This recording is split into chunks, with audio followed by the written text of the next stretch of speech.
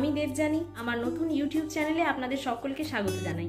আর 5টা সাধারণ ঘরণীর মতো আমিও একজন গৃহবধূ। ইউটিউব চ্যানেল খোলার ইচ্ছা আমার অনেকদিন আগে থেকেই ছিল। এর আগেও আমার চ্যানেল ছিল, আপনাদের মধ্যে হয়তো অনেকেই জানেন বা জানেন না। যাই হোক, সে কথায় পরে আসছি। তো বেসিক্যালি এটা একটা ইন্ট্রোডাকশন ভিডিও, কিন্তু এই একটা ভিডিওর মধ্যে তো আমার পুরোপুরি ইন্ট্রোডাকশনটা দেওয়া সম্ভব নয়। তাই আমি এভরি অল্টারনেট ডে একটা করে ভিডিও আপলোড করব, যার মধ্যে থাকবে আমার ডেলি ব্লগস থেকে শুরু করে রান্না বান্না বা কোথাও বেড়াতে যাওয়ার ভিডিও। এছাড়াও থাকবে আমার কিছু ক্রিয়েটিভ ভিডিওস, আর থাকবে কিছু স্পেশাল ব্লগস।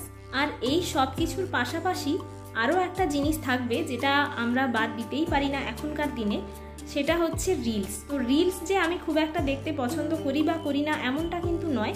কমেডিক রিলসগুলো আমার খুবই পছন্দের, তাই কমেডিক রিলসগুলোই আমি এখানে বেশি করে আপলোড করার চেষ্টা করব।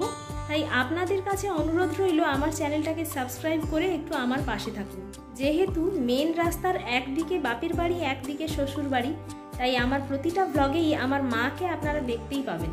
আর এছাড়াও আমার সাথে থাকবে আমার 10 বছর বয়সের ছেলে। আপনারা সকলেই খুব ভালো আছেন, সুস্থ আছেন, এই কামনা করেই আমার নতুন ইউটিউব চ্যানেলের প্রথম ব্লগটি আমি স্টার্ট করে নিচ্ছি।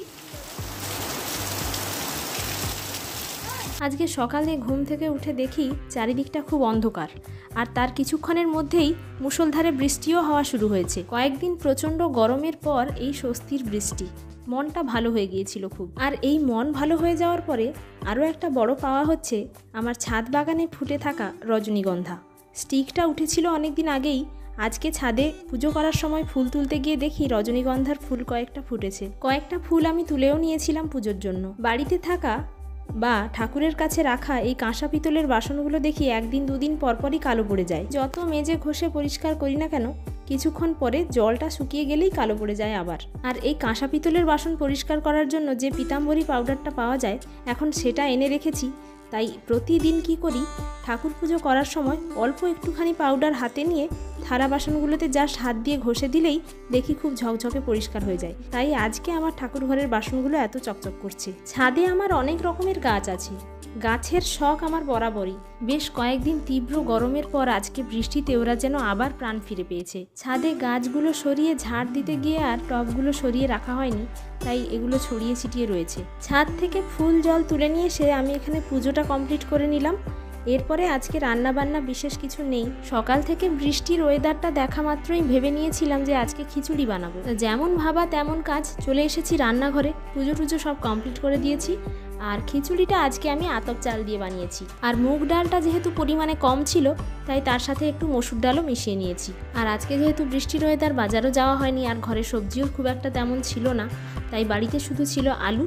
তো আলু, ডাল আর চাল, এই তিনটে দিয়েই আজকে খিচুড়িটা বানাচ্ছি। চাল, ডাল, আলু তো সব সেদ্ধ হয়েই গেছে। তো এরপরে এর মধ্যে লবণ দিয়ে দিয়েছি, আর একটা চামচের মধ্যে সর্ষের তেল, শুকনো লঙ্কা, তেজপাতা, জিরা, 5 ফোড়ন, একটু হিং, আর সাথে একটু নিয়েছি কারি পাতা।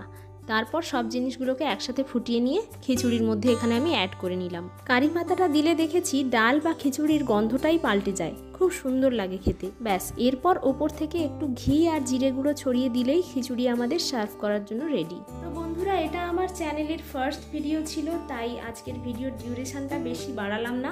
আপনাদের কাছে দেবযানীজ কোজি কর্নার চ্যানেলটিকে সাবস্ক্রাইব করে পাশে থাকার অনুরোধ রইল।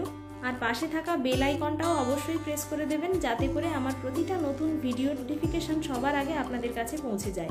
আর এরপরে যে আমি ভিডিওগুলো নিয়ে আসবো, সেগুলোর সম্পর্কে আপনাদের কাছে কোনো সাজেশন থাকলে আমাকে কমেন্টে অবশ্যই জানাবেন। আর আজকের ভিডিওটা ভালো লেগে থাকলে প্লিজ ভিডিওটাতে একটা লাইক করে দেবেন। আর আপনারা চাইলে আমাকে ফেসবুক আর ইনস্টাগ্রামেও ফলো করতে পারেন। আমার ফেসবুক আর ইনস্টা আইডির লিঙ্ক আমি আমার এই ভিডিওর ডেসক্রিপশনে দিয়ে রাখবো। আপনারা চাইলে সেই লিঙ্কে ক্লিক করে আমাকে ফলো করে নিতে পারেন। তাহলে চলুন, আজকের ভিডিওটা কিন্তু এখানেই শেষ করছি। দেখা হচ্ছে খুব শিগগিরই নতুন একটা ভিডিও নিয়ে। ততক্ষণ আপনারা সবাই সঙ্গে থাকুন, সুস্থ থাকুন, ভালো থাকুন। তাহলে চলুন, আজকের মতো আসি।